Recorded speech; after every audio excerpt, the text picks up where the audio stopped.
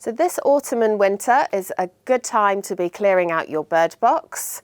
We've got a bird box here which we know there were some blue tits nesting in this year that fledged a couple of months ago.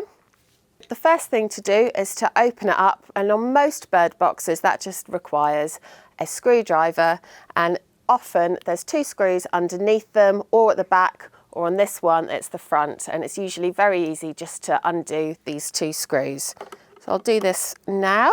Opening up the bird box, straight away we can see the lovely intricate nest that the blue tits made this season.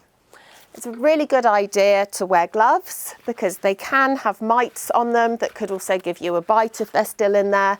So when there's a lot of debris in here like this, I just put some gloves on to clear them out. Okay, so in here we can see there's lots of moss and hair and twigs. That's very typical of what you'd find.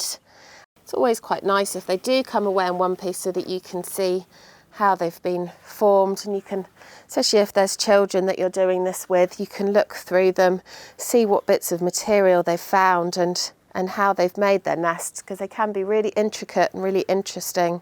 Obviously different species of birds will have different nesting preferences in terms of what they choose and how they make their nest. So just having a look now at this nest, you can see the depression there where they've obviously raised their young, and it's lovely and dry and clean, no unpleasant smells, so it's a really healthy nest. There's probably been some really healthy chicks that have fledged from here. And the reason why we're clearing it out is that every year the birds like to make their own nest, so they like to find their own material and they'll make it in the way that they want it.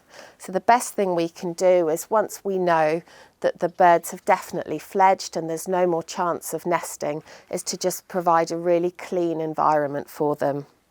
So now all of the main part of the debris is out. You can have a little look in there and we can see it's actually really nice and dry. It's not going to take very much to clean it.